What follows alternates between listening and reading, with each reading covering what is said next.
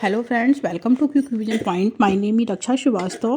Friends, आज हम हिंदी में लिपि के बारे में समझेंगे कि लिपि किसे कहते हैं, देवनागरी लिपि की विशेषताएं क्या हैं, राजभाषा किसे कहते हैं। इसको थोड़ा डिटेल में हम लोग समझेंगे फ्रेंड, जिससे फ्रेंड एग्जाम में क्वेश्चन पूछे जाते हैं। ओके, चलिए स्टार्ट करते हैं फ्रेंड। पहले समझेंगे फ्रेंड लिपि किसे कहते हैं। ओके फ्रेंड, लिपि जो है पंडित कामता प्रसाद गुरु के अनुसार लिखित भाषा में मूल ध्वनियों के लिए जो चिन्ह मान लिए गए हैं वे ही फ्रेंड क्या कहलाते हैं, वर्ण कहलाते हैं। पर जिस रूप में ये लिखे जाते हैं उसे क्या कहते हैं, लिपि कहते हैं। ओके फ्रेंड, लिपि की जो विकास की जो मुख्यतः निम्न अवस्थाएं मानी गई हैं: चित्र लिपि, प्रतीक लिपि, भाव लिपि, ध्वनि लिपि। फ्रेंड, अब जो चित्र लिपि है वो क्या है, वो लिपि की प्राचीन अवस्था है। ओके, अब बात करेंगे फ्रेंड ध्वनि लिपि। ध्वनि लिपि को दो पार्ट में डिवाइड करते हैं, अक्षरात्मक और वर्णात्मक। फ्रेंड, अक्षरात्मक जो होती है, भारत की सारी लिपियां क्या हैं, अक्षरात्मक हैं। और वर्णात्मक जो है, रोमन लिपि क्या है फ्रेंड, वर्णात्मक है। ओके, भारत में प्राचीन समय में 3 लिपियां प्रचलित हैं। आगे देखेंगे।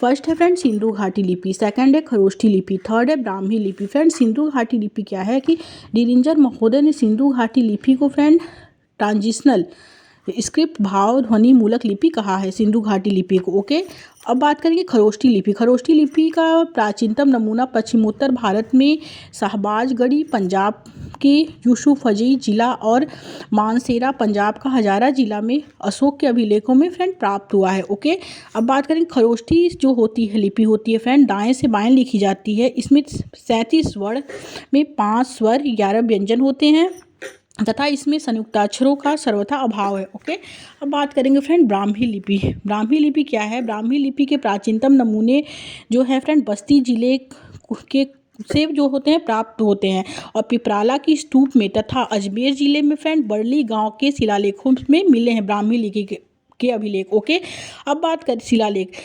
अब बात करेंगे फ्रेंड प्रोफेसर वूलर के अनुसार ब्राह्मी लिपि में फ्रेंड 41 अक्षर थे और 9 स्वर थे और 32 व्यंजन थे। ओके, अब फ्रेंड ब्राह्मी लिपि का जो विकास हुआ है उसको हम देखते हैं। फ्रेंड, ब्राह्मी लिपि का जो विकास हुआ है उसको हम 2 पार्ट में डिवाइड करते हैं, दक्षिणी शैली और उत्तरी शैली। फ्रेंड, दक्षिणी शैली में क्या आते हैं, तेलुगु आता है, तमिल, कन्नड़ लिपियों का विकास होता है। ओके, और उत्तरी शैली में फ्रेंड गुप्त लिपि जो होती है 45वीं सदी में हुई थी फ्रेंड। उसमें फ्रेंड सिद्ध मातृका या कुटिल लिपि भी आती है। अब सिद्ध मातृका या कुटिल लिपि जो होती है फ्रेंड उसको हम 2 पार्ट में डिवाइड करते हैं। उसमें फर्स्ट है देवनागरी लिपि, सेकंड है शारदा लिपि। फ्रेंड, देवनागरी लिपि जो होती है 9वीं सदी में हुई थी और शारदा लिपि जो हुई थी 10वीं सदी में हुई थी। ओके, अब बात करेंगे फ्रेंड सिद्ध मात्रिक या कुटिल लिपि क्या होती है। फ्रेंड, सिद्ध मात्रिक लिपि को डॉक्टर वुलर ने न्यून कोड़ी लिपि का नाम दिया है। ओके, यही लिपि एक कालांतर में कुटिल लिपि के नाम से प्रसिद्ध है, सिद्ध मात्रिक लिपि, मातृका लिपि। ओके फ्रेंड, सिद्ध मातृका लिपि को फ्रेंड डॉक्टर वुलर ने न्यून कोड़ी लिपि का नाम दिया है। यही लिपि कालांतर में कुटिल लिपि नाम से प्रसिद्ध है। सन 588 से 89 ईस्वी का बोधगया का अभिलेख जो है फ्रेंड सिद्ध मातृका लिपि में ही है। ओके, अब बात करेंगे फ्रेंड देवनागरी लिपि। देवनागरी लिपि क्या है फ्रेंड, ब्राह्मी की उत्तरी शैली में 4-5वीं सदी में गुप्त लिपि तथा गुप्त लिपि से 6ठी सदी में कुटिल लिपि विकसित हुई। इसी कुटिल लिपि में से 9वीं सदी के लगभग नागरी के प्राचीन रूप का विकास हुआ, जिसे फ्रेंड प्राचीन नागरी कहते हैं। ओके फ्रेंड, देवनागरी का जो सर्वप्रथम प्रयोग है ना, गुजरात के राजा जयभट्ट 7वीं-8वीं सदी ईस्वी में एक शिलालेख में हुआ था। ओके, देवनागरी लिपि का जो सर्वप्रथम प्रयोग हुआ था। अब आगे देखेंगे फ्रेंड देवनागरी लिपि का जो वैशिष्ट्य है फ्रेंड, देवनागरी लिपि जो है अक्षरिक है। देवनागरी लिपि में एक वर्ण है के लिए ध्वनि है, अर्थात प्रत्येक अक्षर उच्चारित होते हैं। देवनागरी को वर्णमाला का वर्णक्रम वैज्ञानिक भी कहते हैं। ओके, अब बात करेंगे फ्रेंड सुधार। सर्वप्रथम बाल गंगाधर तिलक ने सन 1904 ईस्वी में अपने पत्र केसरी के लिए 1926 में टाइपों की छटाई करके 190 टाइपों का एक फाट, जिसे तिलक फाट भी कहते हैं, बनाकर देवनागरी लिपि का फ्रेंड सुधार का आरंभ किया था। ओके, अब बात करेंगे फ्रेंड आगे। सर्वप्रथम महाराष्ट्र के सावरकर बंधुओं ने की 12 खड़ी तैयार की तथा महात्मा गांधी के हरिजन सेवक में इसका प्रयोग किया फ्रेंड। ओके, आगे देखेंगे। सर्वप्रथम डॉक्टर श्याम सुंदर दास ने पंचमाक्षर में अंग, इय, ड़, न, मह के स्थान पर अनुस्वार के प्रयोग का प्रस्ताव रखा और हिंदी साहित्य सम्मेलन के इंदौर के 24वें अधिवेशन में सन 1935 ईस्वी में महात्मा गांधी के सभापतित्व में नागरी लिपि सुधार समिति का गठन किया गया। ओके, अब बात करेंगे आगे।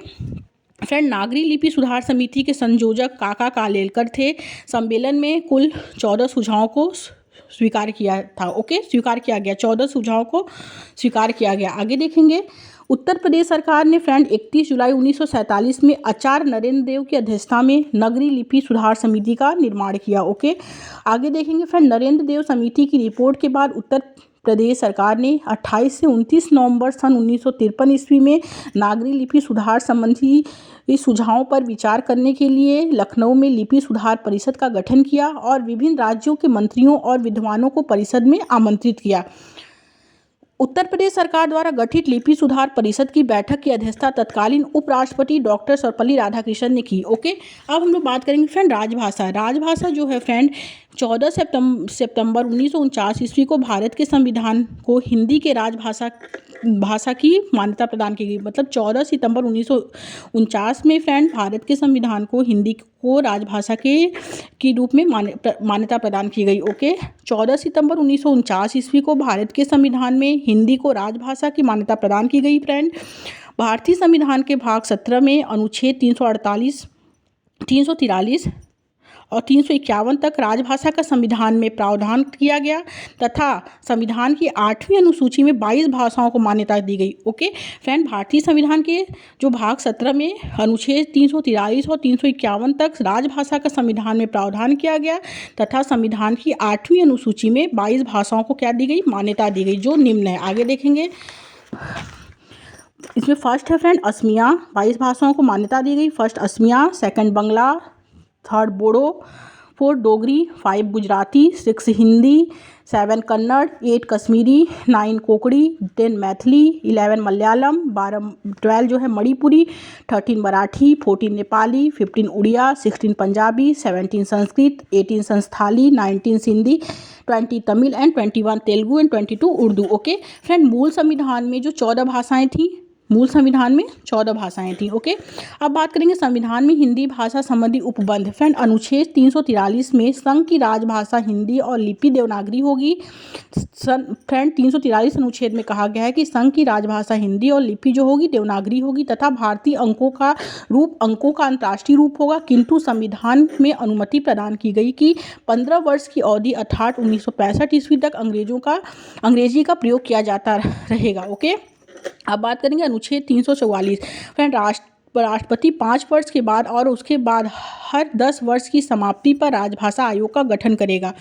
351 अनुच्छेद में कहा गया है कि संघ का यह कर्तव्य होगा कि वह हिंदी भाषा का प्रसार करे, वहाँ उसके शब्द भंडारण के लिए मुख्यतया संस्कृत से और गौड़तया अन्य भाषाओं से शब्द ग्रहण करते हुए उनकी समृद्धि सुनिश्चित करे। ओके, आगे देखेंगे सन 1950 के बाद हिंदी की प्रगति कैसी थी। फ्रेंड, राष्ट्रपति डॉक्टर राजेंद्र प्रसाद ने सन 1955 ईस्वी में बाल गंगाधर वीजी की अध्यक्षता में राजभाषा आयोग का गठन किया। ओके, आगे देखेंगे फ्रेंड, इस आयोग में 21 सदस्य थे। राजभाषा आयोग की सिफारिशों की समीक्षा करने के लिए सन 1957 ईस्वी में गोविंद बल्लभ पंत की अध्यक्षता में संयुक्त संसदीय राजभाषा समिति का गठन किया गया, जिसमें फ्रेंड 30 सदस्य थे। फर्स्ट फ्रेंड, आयोग में राजभाषा विधायी आयोग, इसका वर्ष था 1961 और मंत्रालय फ्रेंड विधि मंत्रालय के अंतर्गत आया। वैज्ञानिक एवं तकनीकी शब्दावली आयोग, फ्रेंड इसका वर्ष जो था 1961 था और शिक्षा मंत्रालय के अंतर्गत आया।